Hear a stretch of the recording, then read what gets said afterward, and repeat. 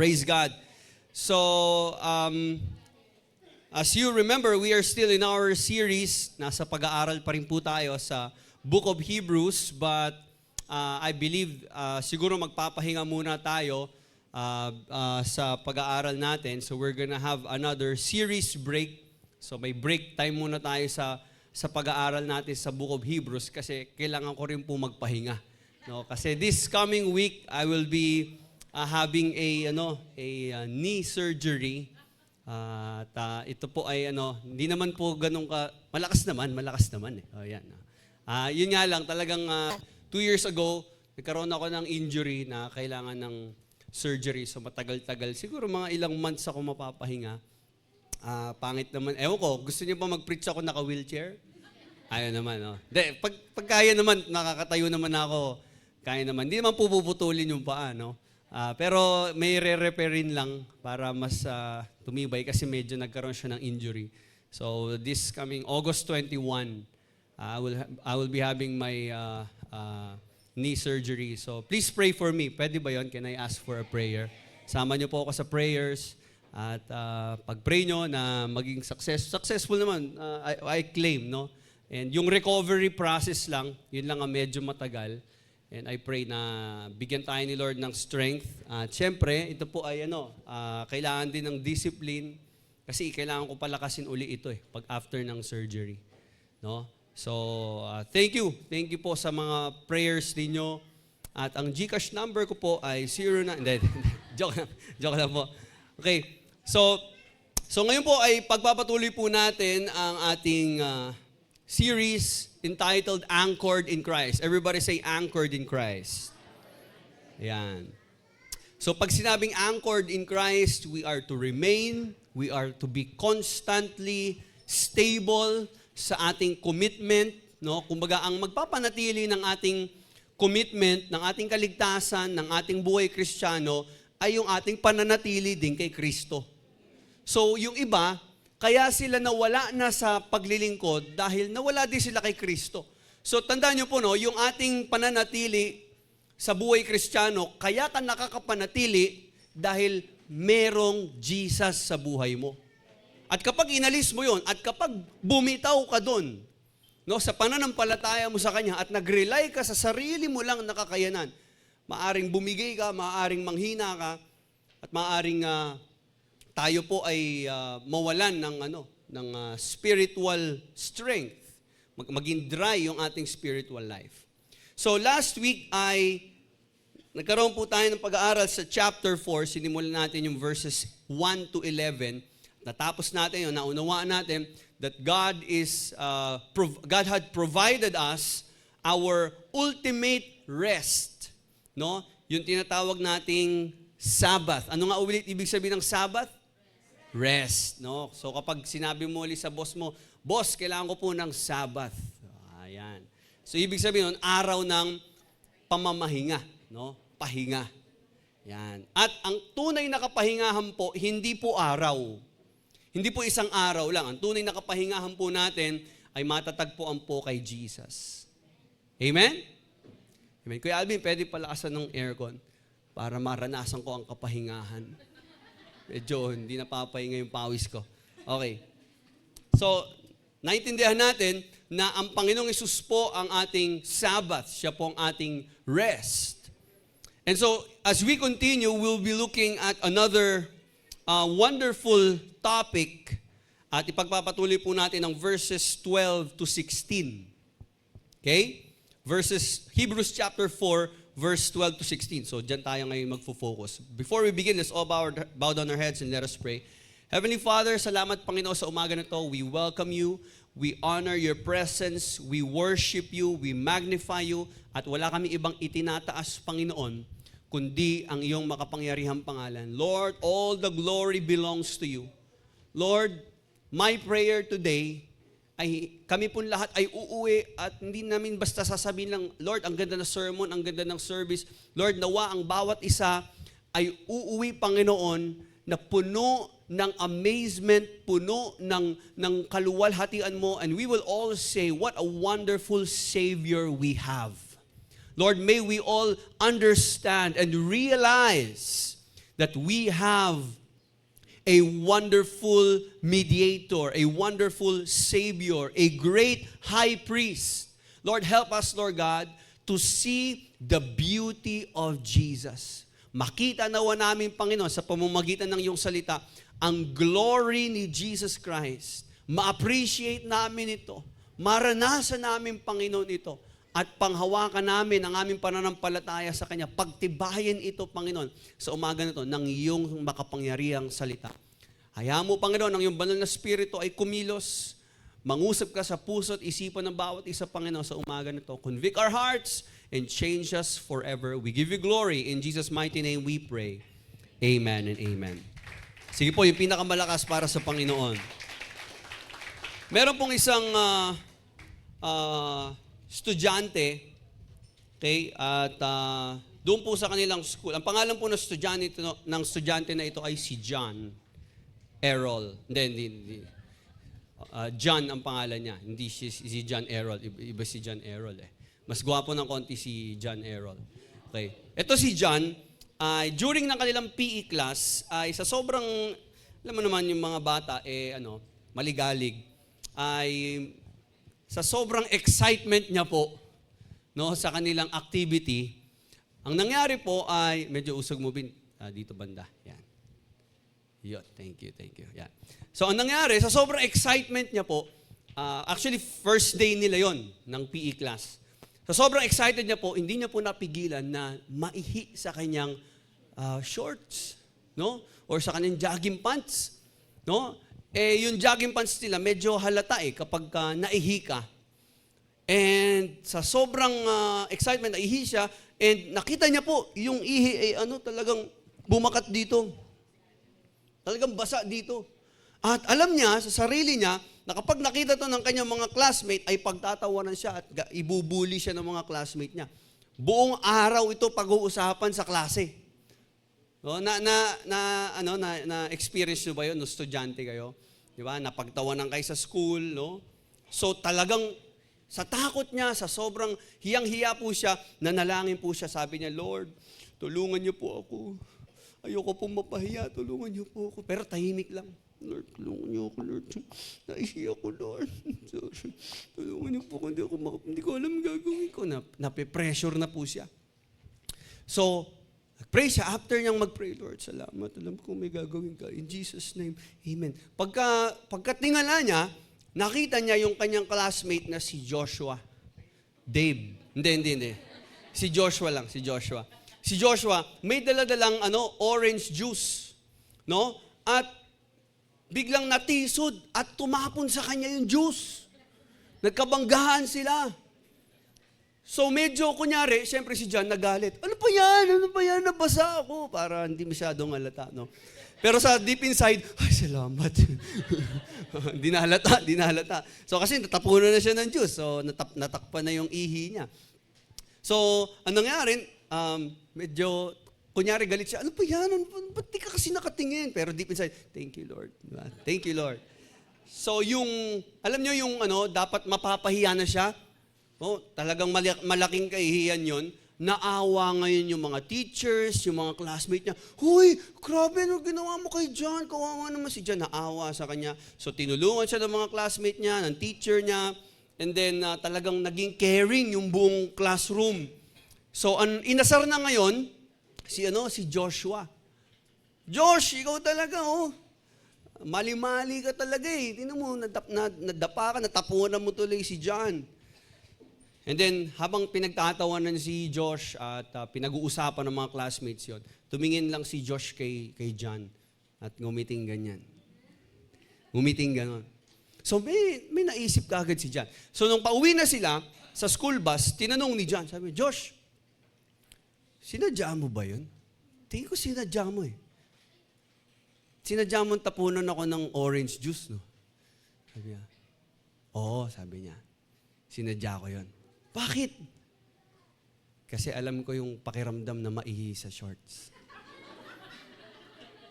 At ayokong maramdaman mo yun. Wow. Minsan na rin ako naihi kaya alam ko yung feeling. Kaya pinagtakpan na kita.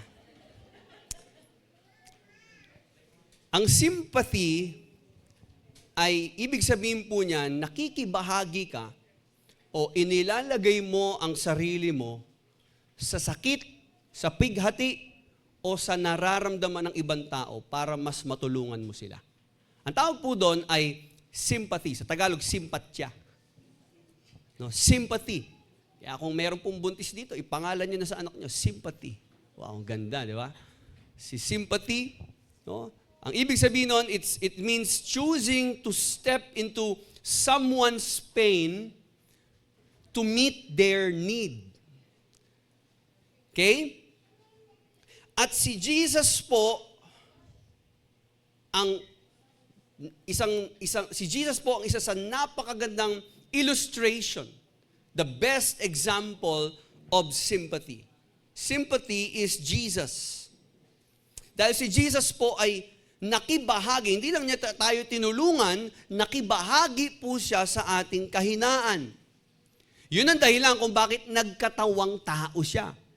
Minsan di natin masyadong naiintindihan yung lalim, yung bigat, yung importance nung pagkakatawang tao ng Panginoong Jesus. Alam niyo po bakit siya nagkatawang tao? Because He wants to sympathize. Gusto niya pong makibahagi. Gusto niya pong pasukin yung buhay na meron tayo, alamin yung karanasan natin, danasin din ito, para malaman niya yung hirap, maranasan niya yung sakit, yung pighati ng struggle ng isang tao.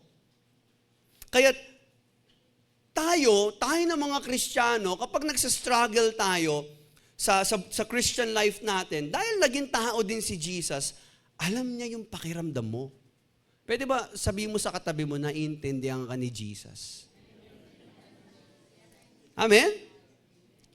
Ibig sabihin, si Jesus, hindi siya yung parang walang pakialam, walang pakiramdam. Alam niyo ba yung feeling na kagaya sa kwento natin kanina, di ba? Naaawa kayo doon sa tao kasi dumaan din kayo doon. Tama ba? Nakita ka, nagugutom, kasama mo sa church, no? Nag-aantay siya ng jumpest, hindi na siya nag-lunch, tiniis na lang niya. Ba't di ka kumakain, sister? Fasting ako. Pero totoo, wala siya talagang pera pang kain. Fasting na lang, nag-pray na lang siya. No? So ikaw, ang ginawa mo, binigyan mo siya ng pagkain. Pera, pagkain. Kasi sabi mo, alam ko kasi yung feeling yan, dati ganyan din ako. Kaya naawa ko. Alam niyo yung ganong pakiramdam? Tawag po doon, sympathy. No? Simpatya. So ngayon po umaga, sa pagpapatuloy po natin, gusto ko po makita natin lahat si Jesus bilang ating sympathetic high priest. Sympathetic high priest. Ibig sabihin, isang punong pari, mamaya malalaman natin, ano ibig sabihin ng high priest, ano ibig sabihin ng punong pari, ano ibig sabihin ng sympathetic. Kumbaga, isang punong pari na naiintindihan tayo sa ating mga kahinaan. Siya yung ating high priest na dumadamay sa atin, nakikibahagi sa atin, sa ating kahinaan bilang tao. Sabi po nila, ang unang step para ma-solve mo ang isang problema ay kailangan mo munang i-identify ano ang problem. Tama ba? Kasi hindi mo naman masusolusyonan ng isang problema kung hindi mo alam kung ano yung problema. So, meron munang tinatawag na diagnosis. Sa mga doktor, inaalam muna nila kung ano sakit. Sa mga magre-repair ng bahay, aalamin muna nila, hanapin muna, saan ba sira dito? Hinahanap mo muna yung problema bago mo ayusin. Now, kapag ganun din po sa buhay ng tao, kasi mahirap, hindi tayo maghahanap ng solusyon kung hindi mo naman alam na may problema ka. Ang mga naghahanap ng solusyon, yung mga alam nila may problema sila. So, ang Diyos po, kita ng Diyos ang buong buhay natin. Alam ng Diyos ang tunay na kalagayan natin. Alam ng Diyos ano ang tunay na problema natin. Kaya ang ginagawa niya po, hinahayag niya po ito sa atin. Kasi hanggat hindi natin nalalaman kung anong problema sa atin, hindi tayo lalapit sa Kanya. Napansin niyo lahat ng tao kapag may problema, lumalapit sa Diyos. Di ba? Kasi alam nila, tutulungan sila ng Diyos. Pero nung wala naman sila problema, hindi naman sila lumalapit sa Diyos. Kasi hindi man nila nakita yung problema nila. Pero din po, may isang malaking problema ang tao. At ito yung dapat na maihayag o malaman ng lahat ng tao. At ang maganda sa Panginoon, hindi nilang sinasabi sa iyo kung anong problema mo. Tinutulungan ka rin niya sa problema mo. So hindi nilang nire-reveal at ini-expose ang problem. Binibigyan niya rin tayo ng grace. So ano nga ba talaga ang problem natin? The real problem of humanity is sin. Ang pinakamalaking problema po ng tao ay kasalanan. Kasalanan ang naglulugmok sa ating lahat. Kaya po, yan po yung tema ng pag-aaral natin. How does God reveal our sin and give us grace? Dalawang bagay. No? How does God expose our sin and cover us with grace? So unang ginagawa ng Diyos, ini-expose niya sa iyo at sabi niya, anak, itong problema mo. And then, tsaka niya ikaw tutulungan. Amen? Kasi hindi naman pwedeng ipilit ng Diyos yung kanyang tulong sa iyo. Kung hindi mo naman naiintindihan na kailangan mo yun, hindi mo tatanggapin yun. Amen? So, itong tanong, paano ipinapakita ng Diyos ang ating kasalanan at pinaparanas ang kanyang biyaya? Dalawang bagay, no, na ginagawa ng Diyos. Pinapakita niya sa atin ang ating kasalanan at ipinaparanas niya sa atin ang kanyang biyaya. Paano ito ginagawa ng Diyos? Sabi mo sa katabi mo, paano? Yan. So, sabi po ng Bible, basahin natin ang text natin. Hebrews chapter 4, verse 12. For the word of God is alive and active, sharper than any double-edged sword. It penetrates even to dividing soul and spirit, joints and marrow. It judges the thoughts and attitudes of the heart. Nothing in all creation is hidden from God's sight. Everything is uncovered and laid bare before the eyes of him whom we must give account. Verse 14. Therefore, since we have a great high priest, everybody say high priest, who has ascended into heaven, Jesus, the Son of God, let us hold firmly to the faith we profess. For we do not have a high priest who is unable to empathize with our weakness, but we have one who has been tempted in every way, just as we are. Yet he did not sin. Let us then approach God's throne of grace with confidence so that we may receive mercy and find grace to help us in our time of need. May the Lord bless us in reading His Word. Alam niyo po, in the Old Testament, ang high priest po, ang trabaho niya po ay i-represent or maging, pag sinabi natin representative, siya yung kumakatawan. Kumbaga sa buong bansang Israel, hindi na kailangan ng buong Israel na lumapit pa sa Diyos. Meron na lang isang tao na representative at yun yung lalapit sa Diyos para sa kanila. Nakuha po ba natin? Naintindihan natin? So, ang trabaho ng isang high priest o punong pari ang tawag sa Tagalog, okay, ay tumayo sa harap ng Diyos on behalf, no? On behalf of the whole nation of Israel. Ang tawag po natin doon ay mediator. That's why the title of our message today is The Merciful Mediator. Yan. Sabihin po natin, The Merciful Mediator. So, ang ibig sabihin ng mediator, yun, yung high priest, ganun siya. Yun ang trabaho niya. Sa Tagalog, tagapamagitan. No? Siya yung tagapamagitan, siya yung tulay. So, bakit kayo nagkatuloy na asawa mo, merong mediator. Diba? Pwede yung best friend mo, ay, direto kasi ako nung katrabaho ko sa kanya, kaya na in love na ako. O, diba? Nagustuhan mo na siya kasi, gwapo yan, o, diba? Tapos, pinakilala ka, diba? Meron ba ditong ganon, yung love story nila, taas kamay, umamin nga po. Ayan. Si Kuya Jay, meron ba mediator sa inyo, Kuya Jay? Yung asawa ko, may mediator kami, si Raven. Kaso wala si Raven eh. O. Si Raven kasi nagdala ng wife ko dito. Sabi niya, Pastor Andrew, ito nga po pala yung mapapangasawa niyo. Grinab ko na. No. Meron bang ganon? Sana ganon lang kadali, no? At 2 years, ilang years lang, ayun na si Liam. So Raven, shout out sa iyo. Salamat. Okay, I thank you din kay Lord. So, meron tayong mediator. Saan na tayo napupunta eh? Meron tayong mediator, isang pari. Yun ang trabaho ng high priest noon na, kumbaga siya yung tagapamagitan. Siya yung magpiplead dun sa case. No, may kaso kasi ang Israel, may kaso ang tao. At dahil ang Diyos banal, hindi basta-basta makakalapit yung tao sa banal na Diyos. Okay? So, ang gagawin ng high priest para maging maayos ang relasyon ng mga Israelites sa Diyos, siya yung ang tatanggap ng mga handog ng Israelites. At siya yung pupunta doon sa tabernacle na tinatawag. Sana meron tayong ng tabernacle. Illustration lang dyan, picture. Doon sila pumupunta. At later on, pinalitan na yun, ginawa ng temple. Wala pa kasing temple noon. Sa wilderness lang sila. So kailangan, yung tabernacle, tolda lang yun, gawa sa tolda. I think natalakay na natin, pag-aralan na rin natin yung before. No? Tolda lang yun, nadedetach yun. Kasi naglalakbay sila, paikot-ikot sila sa wilderness. So kailangan naliligpit yun, natitiklop. At kapag magtatagal sila doon sa isang lugar, itatayo nila uli yung tolda na yun. Okay? At doon sila sasamba. Hindi sila pumapasok doon. Ang pumapasok lang doon yung high priest. Yung high priest kasi ang tagapamagitan, ang tulay. Yan. So, mga high priest lang ang pumapasok dyan, tsaka mga Levites. Okay, sila lang yung pumapasok dyan. So, makikita nyo may mga harang, no? At itong nasa gitna na ito, thank you Ate Rona, yan. Yung nasa gitna, andyan yung tinatawag na Holy of Holies. No, yun yung lugar kung saan talagang namamalagi ang presensya ng Diyos. At sa kampo ng Israel, nasa gitna po yan actually.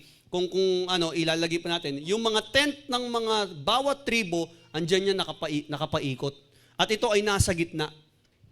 No? At yan ay sumisimbolo sa presensya ng Diyos. Diyan sa Holy of Holies, nakalagay yung tinatawag na Ark of the Covenant, yung dinadala nilang arko. No? At kahit saan sila magpunta, basta dala nila yon, sinasamahan sila ng Diyos kasi yun ang sumisimbolo sa presensya ng Diyos. Yun nga lang, hindi nakakapasok yung mga tao dyan para sumamba, maghandog. Ang pumapasok lang dyan ay yung tinatawag na high priest. No? Yun ang mediator. So, yun yung naghahandog, naghahain ng sakripisyo para sa Israel. So, ang ministeryo ng pare ay ginagawa sa isang tabernacle at later on tinawag na itong temple. Ginawa na ni Solomon, no? Gumawa si Solomon ng temple. Yun nga lang, makikita nyo, may mga tabing, di ba? Ito, may tabing dito. Dito may tabing. Sa loob niya, meron pa ulit. May mga veil, kurtina, may mga tabing, may takip, may harang. So, yan ay pagpapakita talaga, hindi basta-basta makakalapit ang tao sa Diyos. So, ang high priest, ang nag-aalay ng sakripisyo para makalapit sila sa Diyos. Ang ginagawa ng high priest, ay ihahandog nila yung nagpatay ng hayop, papatayin yung guya, yung sheep, yung mga goats, no, yung mga baka, no, mga doves, mga pigeons, no, ihahandog yan. No, yung mga hayop na yon at dadanak ngayon ang dugo. At yung dugo na yon, iwiwisik yun doon sa altar. No? I don't know exactly kung paano yung procedure, hindi ko pa masyadong na yung pinakaginagawa nila. Pero the point is, lahat ng ritual na ito ay ginagawa ng high priest araw-araw. Nakakapagod yun. Okay? Araw-araw silang naghahandog doon. Okay? Pero hindi yun para sa kanila. Actually, meron din silang sariling handog para sa kanila, sa mga high priest. Pero ginagawa nila yun para sa buong Israel. Makikita natin kung gaano katalino at gaano kadetalyado ang Diyos para talagang ipaintindi sa kanila yung role ng high priest. Alam niyo ba, hanap mo nga nung suot ng high priest. Sorry, hindi ko na naasikaso eh. Pero ang ganda sana yung pinaka-uniform nung high priest. Kasi yung high priest, yung kanyang ano ba tawag natin diyan? Attire. Yung kanyang damit ay dinesign talaga ng Diyos. Napaka-precise at specific ng instruction ng Lord para sa mga high priest. Ang Diyos ang nag-design talaga nito. Inutos to kay Moses.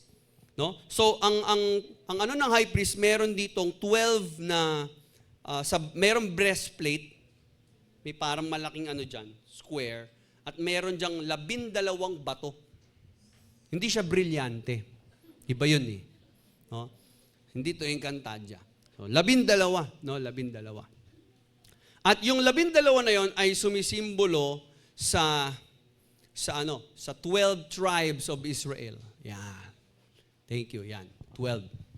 Hindi rin yan infinity stones na kinukuha ni Thanos. Iba yun. Okay? Hindi rin yan brilyante. Yan ay precious stones lang. So 12 yan, that symbolizes the 12 tribes of Israel, no? Meaning, representative si high priest sa buong Israel. Wow. At dito rin sa kanyang shoulder pads, meron din nakalagay na 6 dito at 6 din dito. So, kumakatawan yan sa buong bayan ng Diyos. No? So, yun ang pagkakadesign ni Lord. Talagang intended ni Lord yan para makita ng mga Israelites na, yung high priest ang aming mediator, aming representative. Ang tanong, Pastor, ba't mo kinukwento sa amin yan ngayon? Kasi po tayo, kailangan din natin ng high priest. So why do we need a high priest? Bakit natin kailangan ng high priest? Dahil kagaya po ng Israel, we are sinful. Makasalanan ka. At kailangan mo ng tagapamagitan. Kailangan mo ng lalapit sa Diyos na representative. Kasi hindi ka makakalapit sa Diyos eh. Makasalanan ka, marumi ka. So we need a high priest today. Why? Because one day, lahat tayo, haharap tayo sa Diyos. Hindi natin alam kung kailan yun. Darating yung araw na yun. At lahat tayo, we will all give an account. Lahat ng ginawa mo magmula nung pinanganak ka hanggang sa namatay ka, pananagutan mo yun sa Diyos. Ipagsusulit po natin yun sa Panginoon. All the things that happened in our life, lahat, hindi lang po yung ginawa mo, kundi lahat din ang inisip mo. Lahat ng nilalaman ng puso mo, lahat po yan ay brought up ng Diyos pagdating ng Judgment Day. Siguro iniisip mo, yung kasalanan mo, nakalimutan na ng Diyos. Baka nga ikaw, nakalimutan mo na rin yung kasalanan mo. Hindi natin alam, baka wala na rin nakakaalam, wala na nakakaalala ng ginawa mo noon, o wala nakakadiskubre. But there will come a day where everything will be laid clear.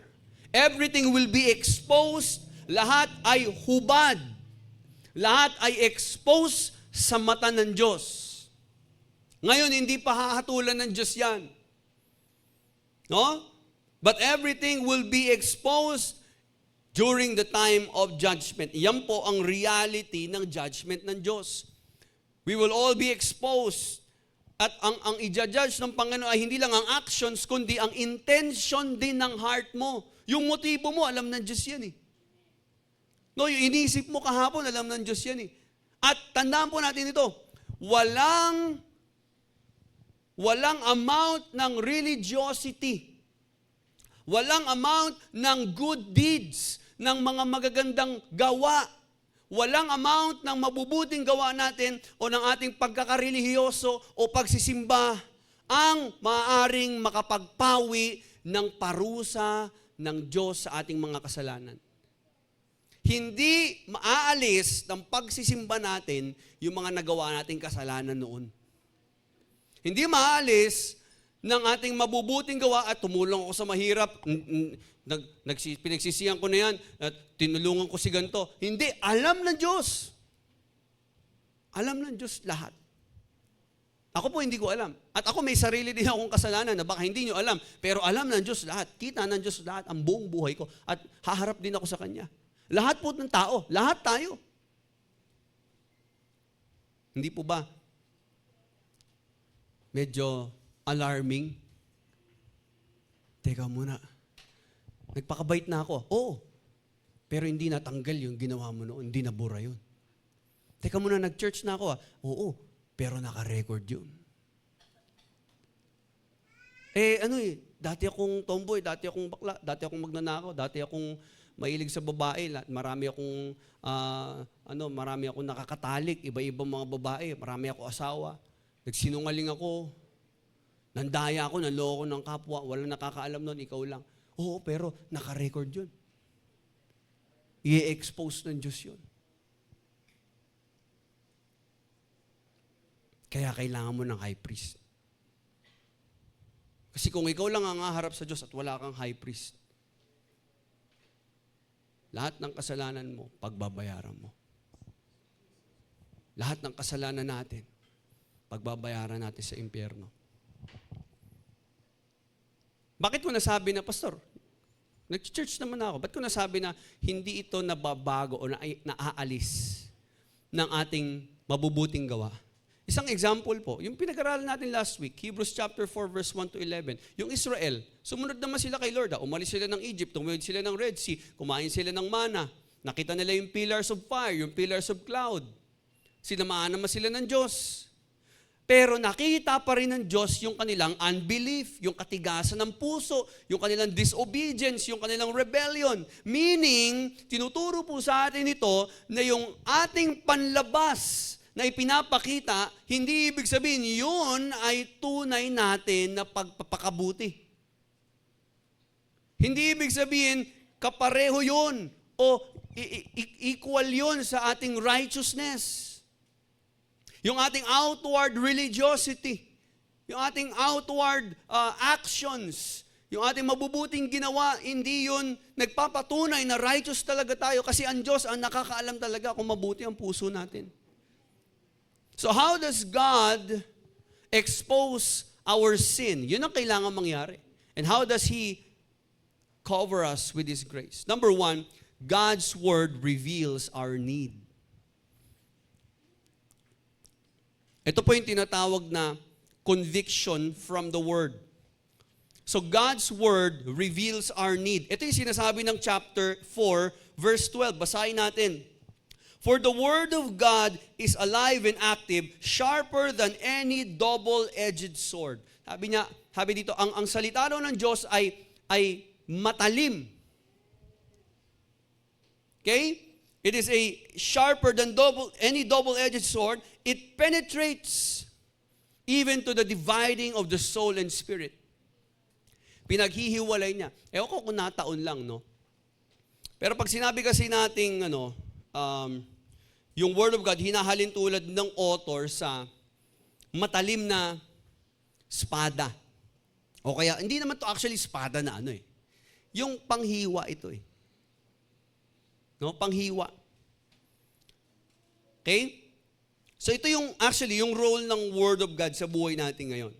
Ito yung tool na ginagamit ng Diyos para makita natin, kumaga para i-expose sa atin ang tunay nating kalagayan.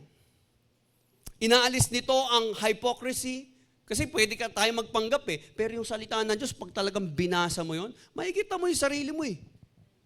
Hindi ka pwede makapagtago sa salita ng Diyos . Kaya pag nagbasa ka ng Bible, alam niyo ba pag nagbabasa kayo ng Bible, binabasa din kayo ng Bible niyo?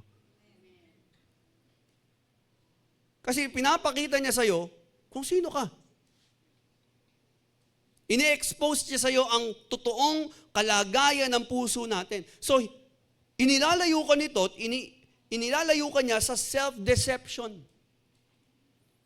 No? At hinahanda ka niya para makita mo ang katotohanan. So, wala tayong excuse. Ay, hindi, kaya ako namang ginawa yan kasi ganito. Hindi ka na pwede magdahilan kasi yung salita ng Diyos ang magpapatunay at magpapakita sa'yo kung sino ka talaga.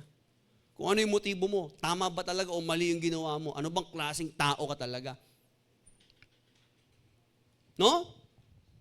Marami pong tao, dati po ako din, nung binabasa ko to, lagi ko itong kinukote. Hebrews 4:12. At ang preaching ko pa nga dito lagi, the Word of God is powerful. Grabe, nagbabago ng buhay. Kasi ang word ni Lord ay alive, buhay ang salita ng Diyos. Active ito. At matalim ang salita ng Diyos. Kaya kapag nakapakinig ka ng preaching, matatamaan ka kasi matalim. Parang ganon. So parang ang preaching noon, parang most of the time, yung text na ito ginagamit para ipakita yung kapangyarihan ng salita ng Diyos na magbago ng buhay. Well, totoo naman po yun. No? the Word of God is really powerful and it really changes the life of people. Yun nga lang po, kung babasahin mo sa context, doon talaga sa kung ano yung gusto ipakita ng author, ang tinutukoy niya po dito, na power ng Word ay yung kapangyarihan ng salita ng Diyos to expose. Kumbaga, ganun siya ka-powerful na kaya kanyang i-expose. Ganon siya ka-powerful na kaya niyang i-discern, i-reveal ang totoong kondisyon ng puso natin. Yan po yung power na tinutukoy dito, na ito ay buhay, ito ay active, ito ay sharper than any double-edged sword. Hebrews 4:12 presents the Word of God like a surgeon's scalpel. Hindi ko alam kung nagkataon lang talaga, no? Pero sabi ko nga, di ba, sa 21 kasi, ay operan ako ng surgeon. So, ang ginagamit ng surgeon, ewan ko out of curiosity lang, sinearch ko yung gagawin sa aking operation. At nakakadiri. Hindi naman siya malaking hiwa talaga. Pero nakita ko yung mga tools na ginagamit nila. Matalim yun tawag doon scalpel. Yun yung pinanghihiwa ng balat. Isang ganun mo lang doon, hiwa, bubukas na yung unang layer ng balat mo. Susunod na layer, hiwain nila. Gaganon ulit yun. Hanggang sa ma-expose, hanggang makuha nila yung, sabi nga dito, may binanggit pa dito. It penetrates even to dividing soul and spirit, joints and marrows. Operahan yung joint ko Talagang galing ni Lord, no? Sakto, yung joints. Ganon kasi yung gagawin talaga. Actually, ganon. Yung scalpel, i-open nila yun, i-expose nila hanggang mabuksan yung pinaka-joint, yung bone marrow, yung mga litid, yung mga ligaments, aayusin nila yun. So, yun ang ginagawa daw ng salita ng Diyos. Kung paano ine-expose, kasi hindi ito maayos yung tuhod, or kahit sa mga sa mga cesarean, or kahit sa mga anong operation. Sino po dito nagkaroon ng surgery na appendectomy ba yun? Sa appendix, tinanggalan po ng appendix. Yan, tinanggal sa appendix. Hindi nila alam yun, pero hindi nila maaayos yun, hindi nila makukuha yun at magagamot yun, kung hindi nila i-expose muna o bubuksan. Tama po ba? Para makita yung problema. Ganon din po, ang ginagawa po ng salita ng Diyos, kagaya ng isang scalpel o ng isang matalim na panghiwa ng isang surgeon, ine-expose din dito sa atin ang tunay na kalagayan ng ating pagkatao. Kasi pwede mo dayain yung sarili mo. Mabait naman ako Si church na, mature ako Tagal ko na sa simbahan Ang dami kong nagagawa sa simbahan Dami ko nga natulong. Pero pagka nagbasa ka ng Bible, subukan mo magbasa ng Bible. Makikita mo talaga yung hinahanap mo. Malalaman mo talaga kung sino ka. Papakita sa iyo ng Bible yung mga bagay na kailangan baguhin sa pag-uugali mo. Kala kasi natin, lalo na minsan tayo kapag matagal na tayo sa church, inisip natin wala nang babaguhin si Lord sa atin So minsan nakafocus lang tayo, dapat magbago siya ganito. Pero nakalimutan natin, Lord, baguhin mo ako. Subukan po natin. Let's try to expose ourselves in the Word of God. And the Word of God will expose us. I-expose ka ng salita ng Diyos. At na-experience ko po yan. Talagang ipapakita ng yung mga maling motibo mo lang, yung maling pag-uugali mo lang, yung pagiging prideful mo, yung ego mo, yung yabang mo, yung pagmamataas mo, yung rebellion mo, lahat. I-expose yan ng Word of God. So the whole purpose of the Bible is to bring us to humility. To bring us to desperation. Para ipakita at paunawa sa lahat ng tao na we are desperate. Ibig sabihin, wala po tayong kakayanan, wala na po tayong kapag-apag-asa. Hindi natin kayang iligtas ang sarili natin. Wala tayong maayos na record sa harap ng Diyos. And we need a high priest. So that's what the Word of God does to our life. God's Word reveals our need. Pinapakita nito ang pangangailangan mo. At sinasabi ng Bible sa'yo, sinasabi ng salita ng Diyos sa'yo, kailangan mo ng tagapamagitan. Kailangan mo ng mediator. Iniisip kasi natin, pag nag-church ako at basta nag-a-attend ako ng simba, at nag-a-attend ako ng mga services, sapat na yon. Pero nakikita ni Lord yung puso natin eh. Minsan nga, nandito tayo sa church, pero yung puso natin, wala dito. Minsan mga, ang dami mong ginagawa sa church, pero hindi mo naman iniisip na, Lord, para sa iyo po ito. Minsan nga, distracted pa tayo. So God sees our heart. We are sinful. We are guilty. That's why God calls us to humility. Kung gusto ng Diyos, magpakumbaba tayo. Makita natin na kailangan natin ng isang high priest. Number 2, if God's word reveals our need, number 2, God's Son meets our need. Here's the good news. Kanina, ang salita ng Diyos, ine-expose ang ating pangangailangan, ang ating desperation, ang ating total depravity. But right now, ipinapakita din ng Bible sa atin na ang anak ng Diyos na si Jesucristo, siya ang pupuno sa ating mga pagkukulang. Kasi iniisip mo, wala akong pagkukulang sa Diyos. Pero totoo, pag nagbasa ka ng Bible, makikita mo, marami kang pagkukulang sa Diyos. Pero ang totoo niyan, isa pang katotohanan, bukod doon, hindi mo kayang punan yun. Kasi kulang ka nga eh. Buti na lang, meron po tayong Jesus Christ na tumatayong ating high priest. So God's Son meets our need. Our great high priest understands our weakness. Sabi ng verse 14. Basahin natin.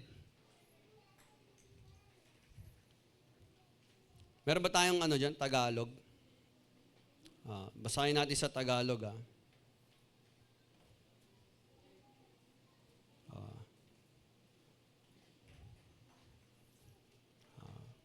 Yan, meron ba? Sige. Pakihanap muna. Dito, gusto ko kasi Tagalog para swak na swak. Yan. Sabi dito. Ito. Sapagkat, verse 14 pala. Yamang tayo'y mayroong isang marangal at pinakapunong pari na pumasok sa kalangitan. Si Jesus, na anak ng Diyos, ay hawakan nating matatag ang ating ipinahahayag. Sapagkat tayo'y mayroong isang pinakapunong pari na marunong makiramay.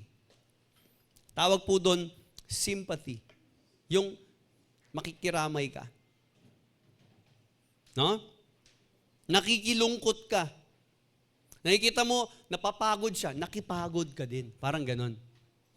Parang inalagay mo yung sarili mo sa kalagayan niya. Diba? So kung halimbawa, nasugatan ka, nag-break kayo ng jowa mo, o nangungunsumi ka sa anak mo, nagka-problema ka sa trabaho, mag-a-abroad ka, o nagkaroon ka ng problema sa abroad, or ano man. Di ba pagka may mga lumalapit sa inyo at sinasabi, okay lang yan, kaya mo yan. Medyo, okay, thank you. Pero pag yung lumapit sa'yo, uy, alam mo, nangyari din sa akin yan. Oo. Ganyan din yung anak ko eh, di ba? Naghiwalay din kami dati nung boyfriend ko.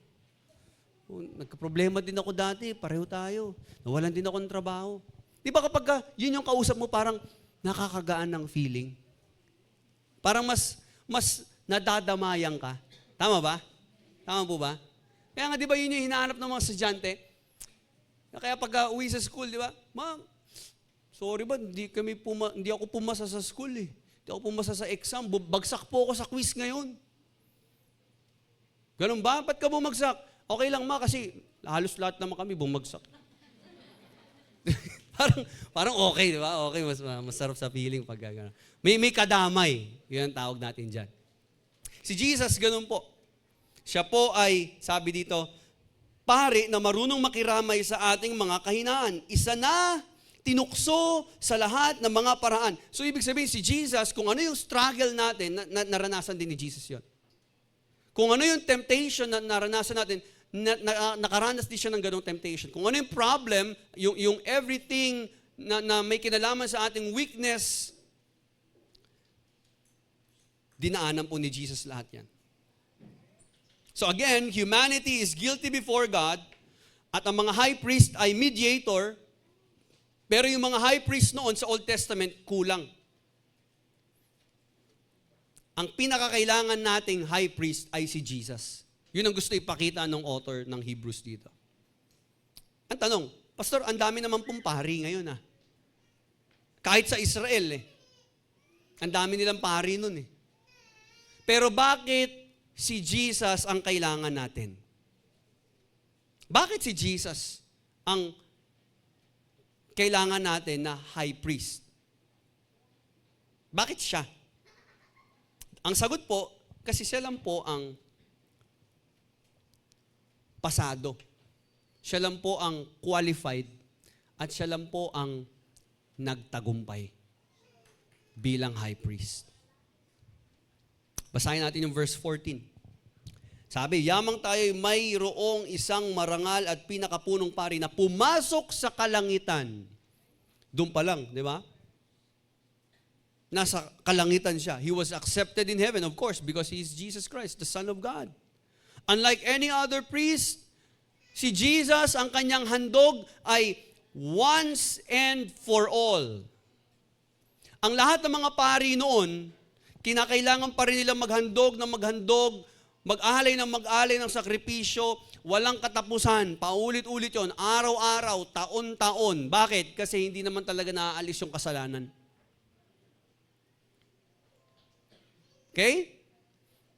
Ano pa? Si Jesus ang nag-iisang high priest na kailangan mo dahil siya lang ang victorious na high priest. Bakit? Si Jesus ang nag-iisang founder ng lahat. Wala kang makikita na founder ng lahat ng religion na namatay at muling nabuhay. At napagtagumpayan ng kasalanan at kamatayan. Si Jesus lang yun. He is victorious. He is risen. So kung makikita po natin sa Jewish economy, yung trabaho ng high priest, endless. Walang katapusan. Year after year, day after day, pumapatay sila ng hayop, ang dami ng dugo, ang dumanak, pero hindi talaga tuluyang nalinis ang kasalanan ng tao. Pastor, kung ganun pala, bakit pinapagawa ng Diyos sa kanila yun? Hindi naman pala totoong nalilinis, hindi naman naaalis yung kasalanan ng mga Israelites. Bakit pinapagawa pa rin ng Diyos sa kanila yun? Intended ni Lord na ipagawa yun, hindi para alisin yung kasalanan kundi para ipaalala sa kanila yung tindi ng kasalanan nila. Alam niyo, meron kayong damit na namantsahan na ilang beses mo nang nilabhan pero hindi pa rin talaga naalis yung mantsa. Ganun po yung kasalanan. No? Yung dumi nun, hindi natin pwedeng basta laban-laban lang. Yun po ang problema din ng Israelites during that time. So, millions of liters of blood, thousands of animals, ang inalay, pinatay. Labas-pasok ang mga high priest sa tabernacle. Paulit-ulit yung ritual nila, pero hindi po na-settle ang problem of sin.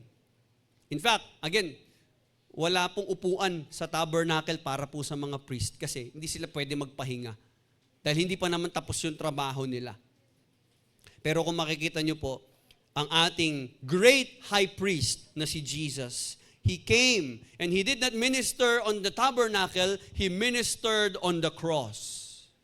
Doon sa cross, He died for all of us. Our great high priest offered a perfect sacrifice. At sino yung perfect sacrifice ng high priest? Siya din. Siya rin po, yung buhay din po niyang hinandog. Hindi po baka, hindi po lamb, hindi goats, pero yung kanyang sariling buhay. At ang sabi ng Bible, by His stripes, today we are healed. And He is the Lamb of God who takes away the sin of this world. Sa madaling salita, it is finished not because of what we've done. Hindi dahil sa nagawa mo, hindi dahil nagpakabait ka. Tinapos na ito dahil sa ginawa ni Kristo para sa iyo. Amen? So yung kanyang sacrifice, Yun po ay once and for all.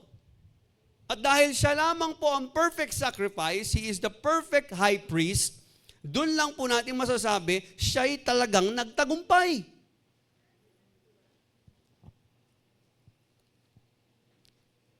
Sa ibang mga religion, makikita nyo ang tinuturo doon, itong kailangan gawin ng tao para mabago siya, maalis ang kasalanan niya, magkumpisal ka, ganitong gawin mo, lumud ka, magdasal ka, gawin mo yan, punta ka dito, punta ka dyan, gawin mo to, ibigay mo to, handog mo yan. Pero dito po sa Biblia, sa Christianity, ang tinuturo, hindi tao ang maghahandog. Ang Diyos ang naghandog para sa tao.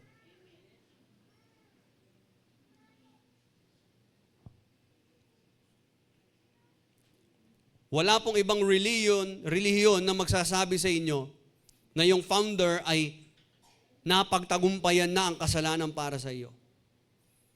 Ang tinuturo ng ibang relihiyon, kailangan mapagtagumpayan mo yung kasalanan na yan. Pagbayaran mo yung kasalanan na yan. Pagtrabaho mo yung kasalanan na yan. Pero tinuturo po ng Bible, meron tayong high priest na nagbayad na, nag-alay na, naghandog na para sa iyo. At ang kanyang hinandog ay kanyang sariling buhay. At siya po ngayon ay nakaupo sa kanan ng trono ng Diyos. So tayo po, we follow Jesus, we follow Christ simply because He succeeded.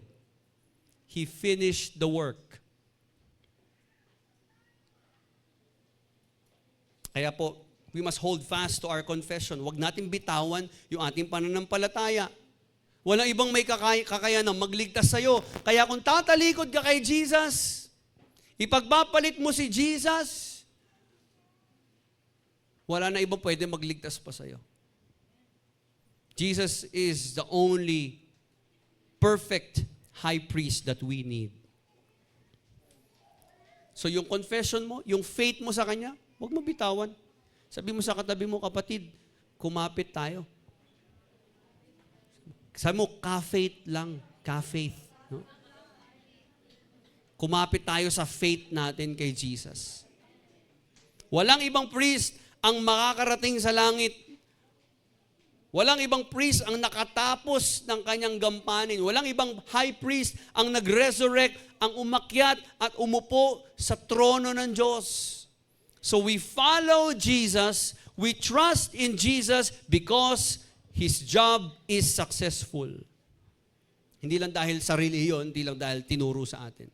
At si Jesus po ay isang sympathetic high priest.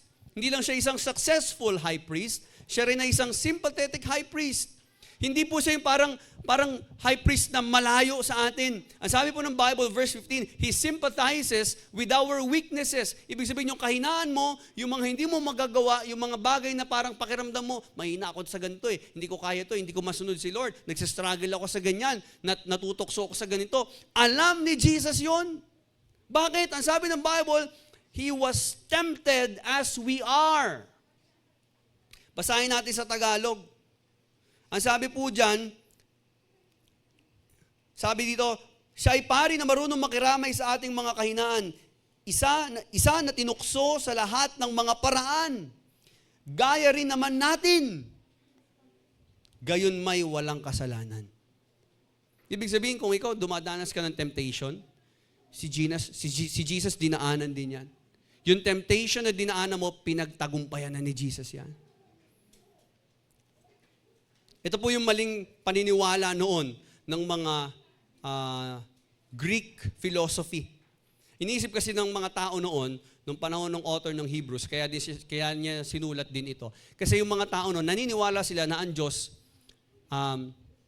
walang damdamin, walang pakialam, hindi marunong makiramay o maawa, parang walang ganon. Emotionless or detached or aloof.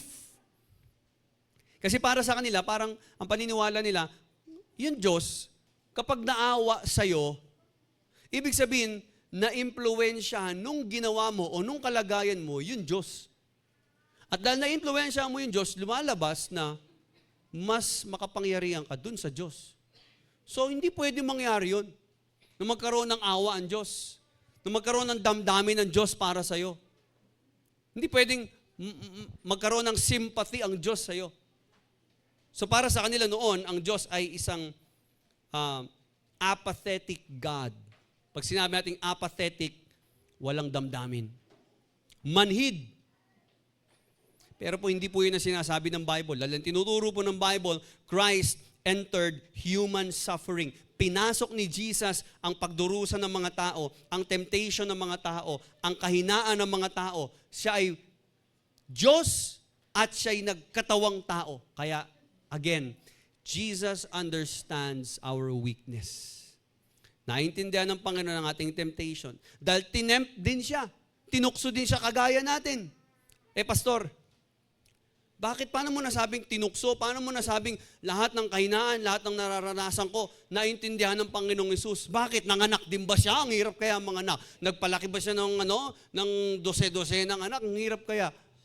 But rider din ba siya? Kagaya ko, ang hirap kaya pumasok, ang hirap kaya bumiyahe, makakuha ng booking. Bakit? Nag-abroad din ba siya?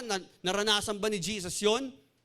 O bakit nag-aral ba si Jesus? Estudyante ba siya? But nagkaroon ba na asawa si Jesus na lasinggero tapos napariwara yung buhay, nasira yung pamilya namin? But naintindihan niya ba ako, Pastor?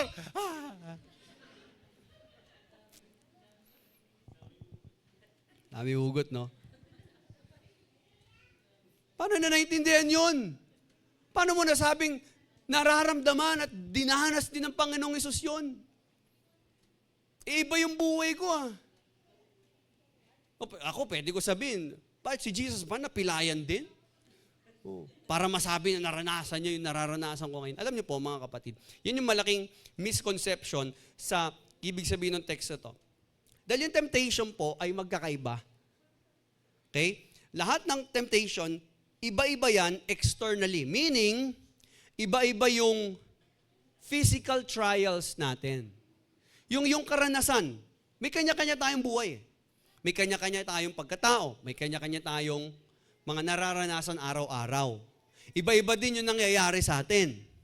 Pero, yung pinaka-ugat nung temptation, pare-pareho po. Universal. Iba-iba lang tayo ng physical trials, pero yung pinaka-puso ng trials, yung nararanasan mo pareho. Katulad yan, takot. Lahat naman tayo nakaranas ng takot, di ba? Pare-pareho tayo nakaranas ng frustration.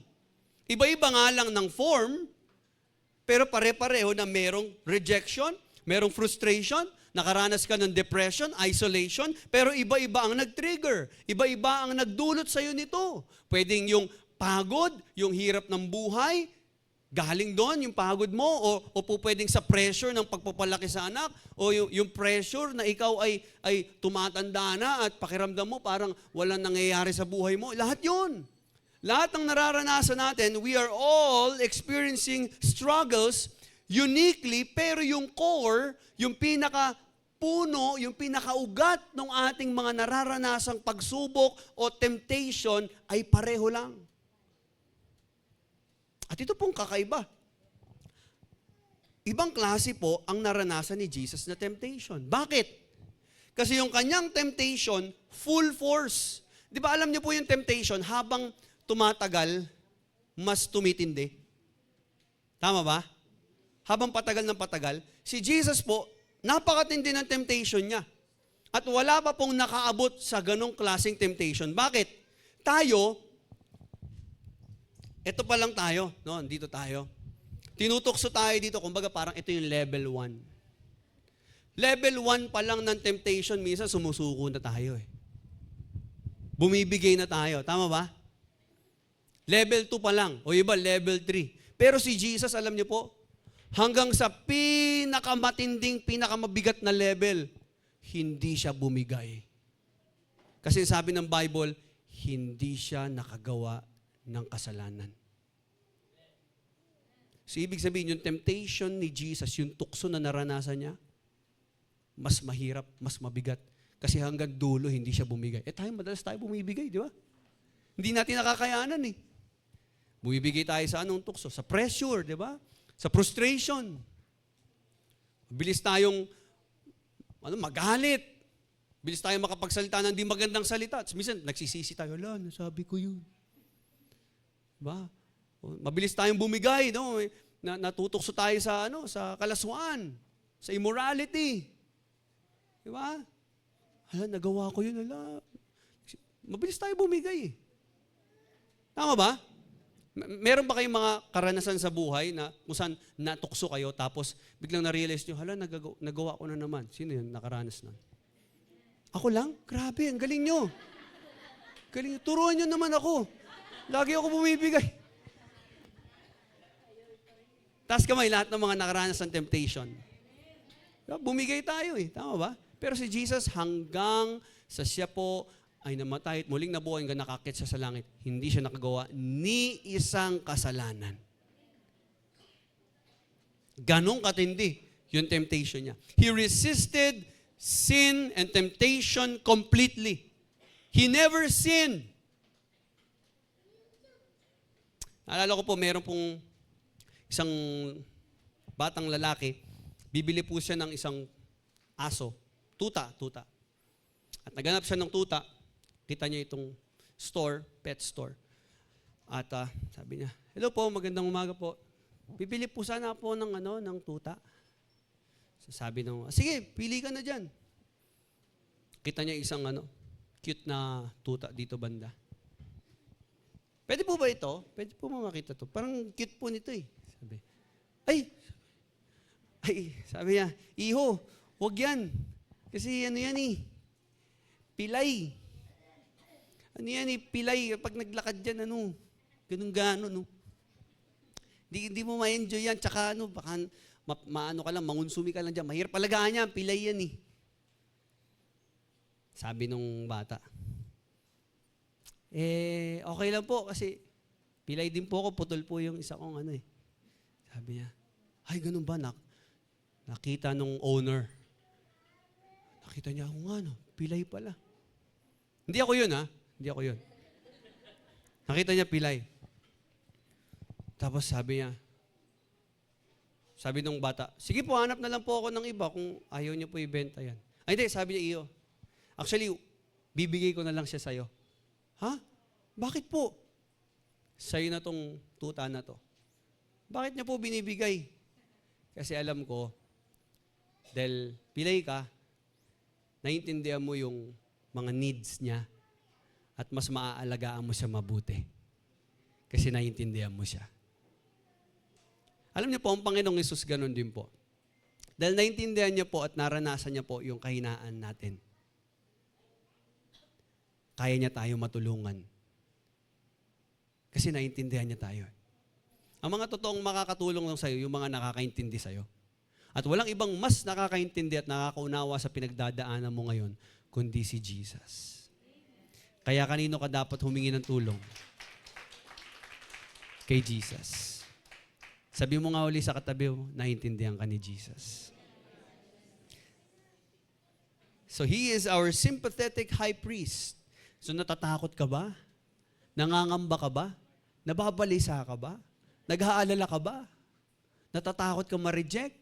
Nasasaktan ka ngayon? Nahihirapan ka? Nagsistruggle ka? Nangihina ka? Nadidiscourage ka? Lahat na, name it. Lahat yan naiintindihan ni Jesus. At handa niyang i-extend ang kanyang grace sa buhay mo. He is fully able to understand and help us in our temptation. And lastly, right now, because we now understand our need, ni-reveal ito, in-expose ito ng Word, at minute na ito ng ating high priest na si Jesus Christ. Right now, number 3, God's throne invites us in our need. Dito tayo magtatapos. Ngayon po, meron tayong confidence. Na kahit meron tayong pangangailangan, meron tayong pagkukulang, because of the victory of Jesus Christ, we can boldly approach, maaari tayong lumapit sa trono ng Diyos na merong grace at mercy na maaaring makatulong sa atin. Meron tayong access. Sabi ng verse 16, let us then approach God's throne of grace with confidence. Ibig sabihin, hindi mo kailangan matakot na lumapit sa Diyos, hindi mo kailangan mahiya, kasi po pwede kang lumapit sa Diyos anytime. You have access to the throne of God's grace. Why? Because you have a high priest. Meron kang high priest. Meaning, you have boldness, you have confidence. Pwede mo sabihin sa Lord lahat. Di ba minsan kapag may mataas na tao, may well-known na tao, parang nire-restrain natin yung sarili natin. Hello po, Bishop, hello po. Grabe, pababa ng pababa, di ba? Talagang, binababa mo talaga. Hello po, hiyang-hiya ka talaga. Sir, hello po, sir. Hello po. Diba? Mayor, hello po. Kap, hello po, Kap. Diba? Talagang grabe yung paggalang mo. Pababa, ganun talaga eh. Ako, ba't ganun yung mga tao? Wala namang mayor. Di ba parang arrogant tingnan? Pero pagka malaking tao, hello po, sir. Ginagalang natin. Na tayo, kapag tayo lalo na nasa Diyos na lumikha ng langit at lupa, Diyos na makapangyarihan, Diyos na banal, tapos ikaw makasalanan, parang hirap pumarap sa Diyos di ba? Minsan nga hindi tayo makatingin Parang minsan, ayoko na muna magsimba. Bakit? Wala na akong mukhang mahiharap sa Diyos Nakagawa kasi ako ng kasalanan, dami kong mga pagkukulang sa buhay, dami kong mga karumal-dumal na mga pinaggagawa noon. Parang hirap humarap sa Diyos. Pero alam niyo po, hindi ka naman humaharap sa Diyos na ikaw lang Maganda kapag tayo haharap sa Diyos, meron tayong high priest. Meron tayong Jesus. At sabi po ng Bible, si Jesus na ating high priest, we can approach with confidence so that we may receive mercy, we may find grace in time of need. So ibig sabihin ko noon, yung tabernacle, makikita nyo, may mga tolda, may mga tabing, may mga barrier, may mga veil na nakaharang. Alam niyo po, nung namatay ang Panginoong Hesus sa krus ng Kalbaryo at nalagutan siya na hininga at sabi niya, it is finished. Alam niyo po, napunit po yung tabing sa templo. At naalis po ito. Ano po ang sinisignify nito? Ibig sabihin po, dahil sa ginawa ng Panginoong Hesus, we now have access to the presence of God. Lahat tayo ay po pwede nang makalapit sa ating Diyos dahil po sa ginawa ng ating Panginoong Hesus. We may receive mercy, forgiveness. Maari na tayong ma-reconcile. May access na tayo directly. Hindi mo na kailangan ng high priest pa kasi may high priest ka na dahil may Jesus ka na. Kaya ang lahat ng mga na kay Jesus ay po pwede na makalapit sa Diyos Ama. Ang sabi ng John 14:6, Jesus said to them, I am the way, the truth, and the life. No one comes to the Father except through me. So we can approach God boldly, pour out our heart. We can receive grace para tayo po yung makapagpatuloy. So ito po isang konsepto na talaga nagbago ng pag-iisip ng mga tao na mga nasa Judaism noon. Kasi noon, ang kanilang paglapit sa Diyos ay limited, nakadepende sa ritual, nakadepende sa high priest, nakadepende sa handog, at kailangan nila itong gawin araw-araw, buwan-buwan, taon-taon, paulit-ulit. At may harang, may tabing. Pero dahil po sa ginawa ni Jesus, tayo po hindi na natin kailangan maranasan pa yun. Dahil we have an access. We are invited to the throne of God's grace. So yung trono ng Diyos na kinatatakutan ng mga tao noon kasi hahatulan sila.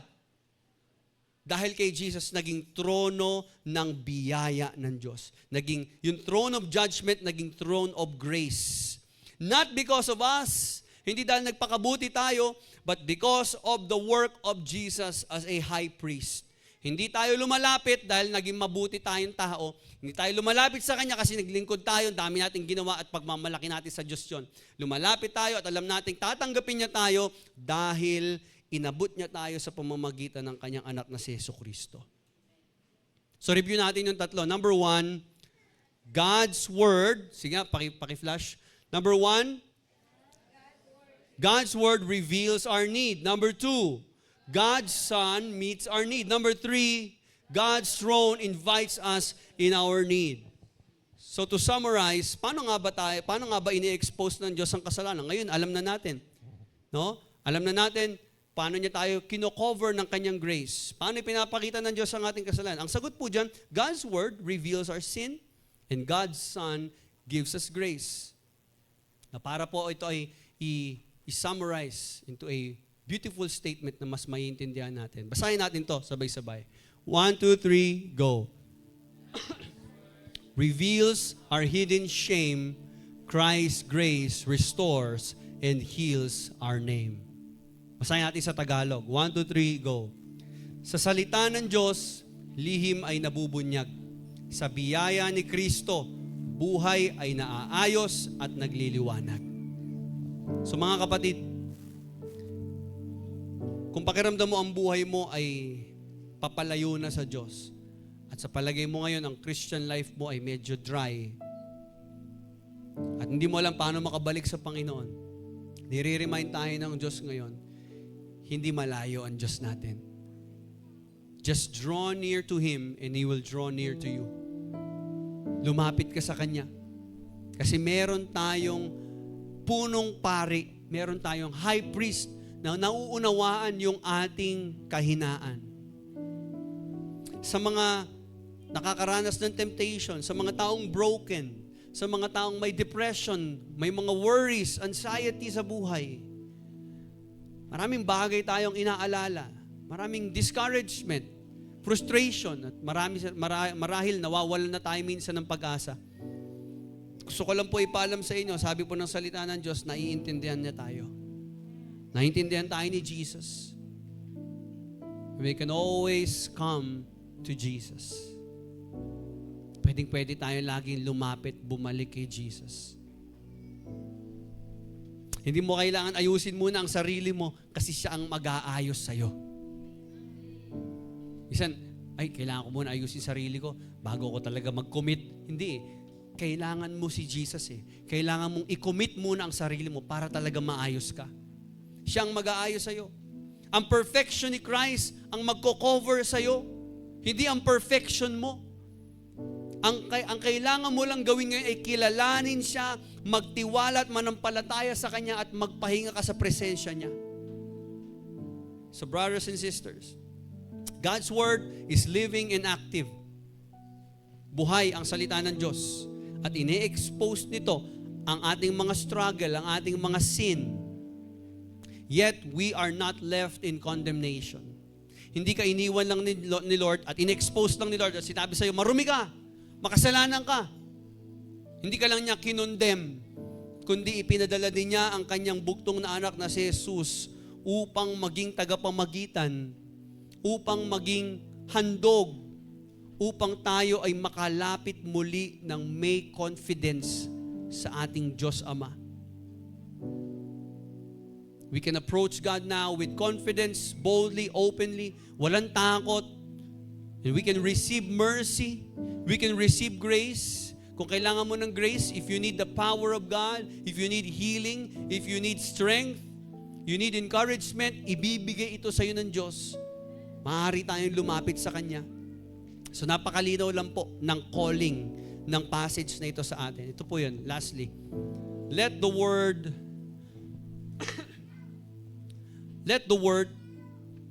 God's Word examine you. Let Christ intercede for you. Draw near to God to experience His grace for you. So kung tayo po ngayon ay nangangailangan ng biyaya ng Panginoon, just bow your heads and we will be praying. Lord, alam niyo po ang pinagdadaanan ng bawat isa. Alam niyo po ang kalagayan namin. Wala pong lingid sa inyo. Wala pong bagay na hindi niyo po alam. Salamat, Panginoon, dahil kilala niyo po kami at nauunawaan niyo po kami. Alam niyo po ang aming mga kahinaan. Alam niyo po ang aming mga sakit at karamdaman. Ang aming mga pagod, aming mga hirap. Alam niyo po ito. Ang aming pighati, ang lahat ng struggle, kasalanan tinatago namin. Mga kasalanan na kinahihiya namin, Panginoon. Lord, alam namin na nauunawaan mo ito. Alam mo ang pakiramdam na mapagod, mahirapan. Alam mo ang pakiramdam na maiwan. Alam mo ang pakiramdam na mag-isa. Alam mo ang pakiramdam na matakot, mangamba. Pero Panginoon, lahat ng iyon ay napagtagumpayan mo. At ngayon alam namin, dahil kami po ay nananampalataya sa iyo, lahat din ng meron kami ngayon na struggle ay kaya din namin mapagtagumpayan dahil kasama ka namin. Lord, I just pray that you would remind each and everyone, paalala niyo po sa bawat isa na narito, na hindi po kami nag-iisa. Kasama ka namin sa anumang hamon ng buhay, anumang hirap, anumang pagod, anumang sakit, lahat ng ito. Alam mo, naunawaan mo, at sinasamahan mo kami at tinutulungan mo kami. Lord, help us, Lord God, to rest and find true rest in your grace and mercy. Hayaan mo, Panginoon, ang iyong grace ang mag-sustain sa amin sa lahat ng challenges na aming dadanasin sa aming Christian life. Lord, salamat sa iyong mensahe sa umaga na ito. We give you glory. All the glory belongs to you. In Jesus' mighty name we pray. Amen and amen. God bless you all.